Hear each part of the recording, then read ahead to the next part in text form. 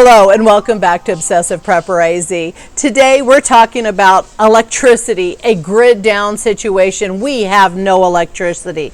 Now it could be for reasons of a hurricane, an earthquake, tornado, SHTF situation, and the grid is down. We're not going to have electricity for a long time. And so I want to go over these items here that can help you out in your house to get you through the nights. Just be able to have some lighting and affordable lighting. We don't have to go out and spend money on generators. I mean, if you have one, that's great, but eventually the generator fuel is going to run out. And what are you going to do for other alternative ideas? And in this video here,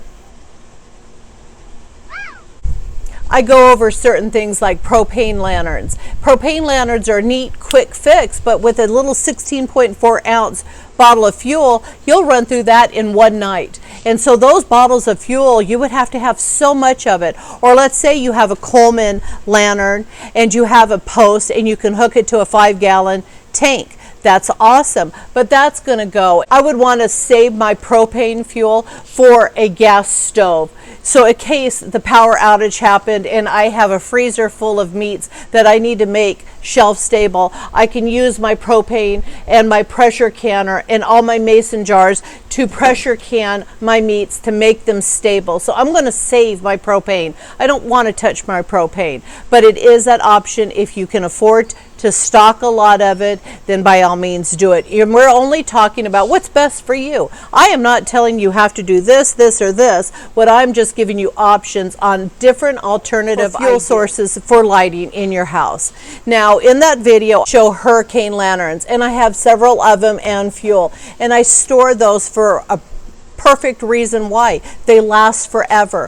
One wick will last forever. And in the 70s and before that, anybody that's my age group has burnt a lantern like this, and we know that the fuel lasts forever, and this one little wick will last forever. So when I was at Walmart, I picked up 2 more lantern wicks, another bottle of fuel, and another lantern, on top of what you saw in that video.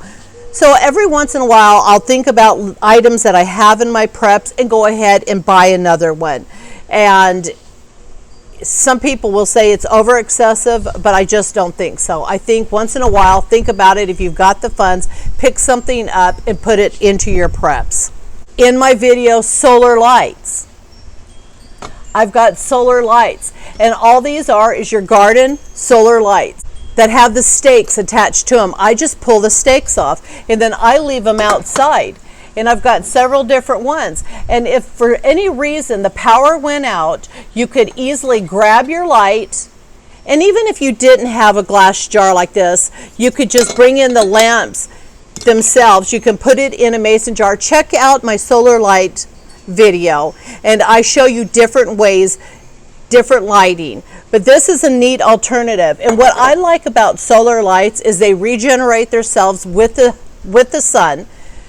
But it doesn't knock over. Something like this could knock over. And if you have younger kids, this is a neat idea to have, that you can light your house up and it's not going to burn your house down. So think about storing some solar lights. One thing I do now that I didn't do before is I purchase solar lights with the glass versus the plastic. The dollar stores, and I did it for years, and you could go to the dollar store or Walmart and buy their cheap plastic ones. It's just I spend the extra buck and I actually buy the ones with the glass because they cast more lighting.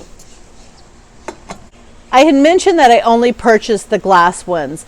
Primarily, that's what I purchase anymore. I like the way that they cast. They are a little bit more money. That being said, I still purchase these dozen little guys. When they are on clearance at Walmart, I can pick them up for about $9 a box for 12 of them versus buying at the full price. So at the end of the season, if I come across these, I will definitely pick these up. Vegetable oil.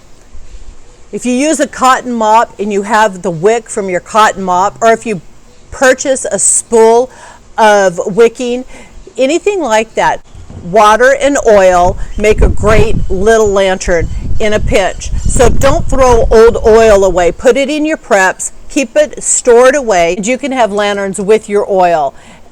These are just little ideas that you don't have to spend a lot of money on. If you don't turn your oils, just put it away. Now you see all these candles back here. My girlfriend just remodeled her house and she was getting rid of all the candles that she had. And I was like, no, don't do that. She looked at me and I'm like, I want them. And she's like, they're old and they're dirty. And I'm like, I don't care. Even if you just pick these up at garage sales for 25 cents, save these candles. The only thing I'm going to do, I'm not going to keep them like this because when they melt, you know that the candle wax goes everywhere. So take something like a number 10 can that you've used. Get a wick. This could hold 3 wicks. Melt your candles down and make your own candle. Use tuna cans and make your own candles. When your wax is contained in anything, a glass jar, a metal can, your wax is going to last much longer and you're going to have lighting much longer. So there's a tip. Put it in something. Pick it up at a garage sale, melt it down, put a wick in, or use these wicks on the taller candles. And you have great candles. I purchased another 3 boxes of matches at our 99-cent store here in Arizona. I was pretty amazed to come across, I hadn't seen them before, regular strike matches, the sticks. And I also purchased just the smaller ones. So every once in a while I'll pick these up. Now I had a comment from a gentleman that just ripped me 9 ways from Sunday, that all I had was cheap lighting, and I'm like, dude, you have no idea what I have. Watch some of my videos. But he basically tore me apart. I was showing in this video these lighters. And he's like, you store cheap lighters and they're no good. After a period of time, the flint's going to go bad. Well, my video that was 6 years ago, I still have working cheap, what you call cheap. And these are 6 years old. So, you know, do what you can do. Do what works best for you. If it's Bic, the guy that was tearing me apart, I needed a good lighter, or if it's a Zippo and you buy Zippo fuel, whatever. I had a bunch of these. I still purchase them. They're the Scripto ones, and they're fine. The only thing is over time, the fuel does dissipate, but 6 years later, I've still got half of the fuel still in my Zippo, in my Scriptos. Matches. This is a matchbook from early 70s. I know this. Let me see if I can get this to you here. Now this is a pack from the 70s. I mean, you know it's the 70s. Come on, peace. All right. They still work.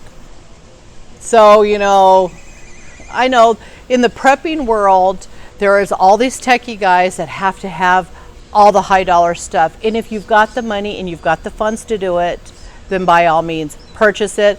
Strike Anywhere matches, especially the red diamond Strike Anywhere. They're awesome. You have to find them. They're not cheap anymore. But there's certain things that, yes, if you have the money, by all means, purchase it. But for people to tell you things that you store that's going to go bad, I just rather try to store a little bit of everything. And so when he told me that, oh, my crap was crap, I'm sorry, but you don't know my preps. If I had to go through, I have a Zippo, I have this, I have that, I have all of this. Come on, watch one video. Don't make an assumption. Watch all of the videos. Just saying. So just one final thing, petroleum jelly, cotton balls. Now this isn't going to make a light for your house, but think about things that can start a fire, tinder. And just a little petroleum jelly. And this is a project you could do with your kids, sitting around at your dinner table. You're basically you're going to make a little bird's nest, tear a hole in it. We're going to take a little bit of the petroleum jelly and we're going to wrap it up and we're going to just get rid of it. Now you can store it in a plastic container.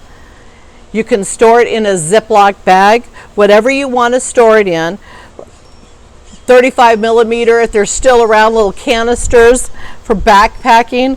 But this is a neat thing to do if you need tinder for a fire that you can start a fire with.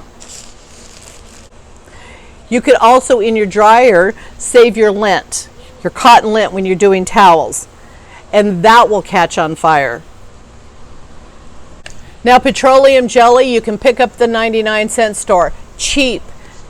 Make sure that the cotton balls that you pick up are actual cotton ball and not synthetic. That's the one thing you do want to make sure you do. If you purchase a mop and you're going to use that for wicks, make sure that it is a cotton mop and not a synthetic mop.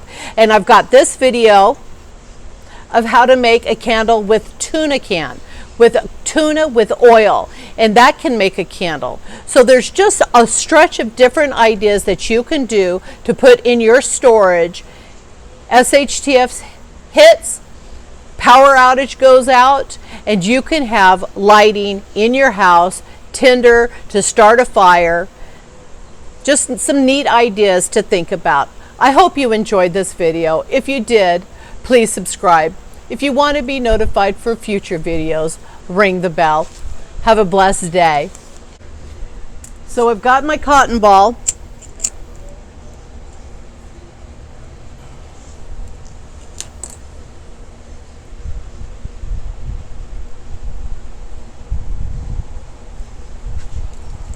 With my crappy crypto lighter.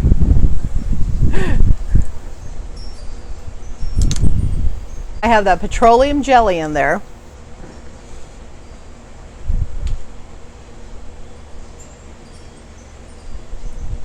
This is just a cotton ball with no petroleum jelly.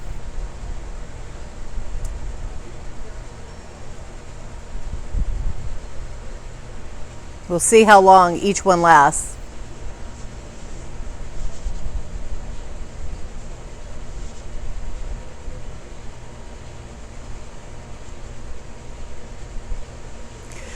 So by having cotton balls, you can definitely have something that you have tinder. So you can see the cotton ball is not even burning anymore, but our petroleum jelly cotton ball is still got a nice flame.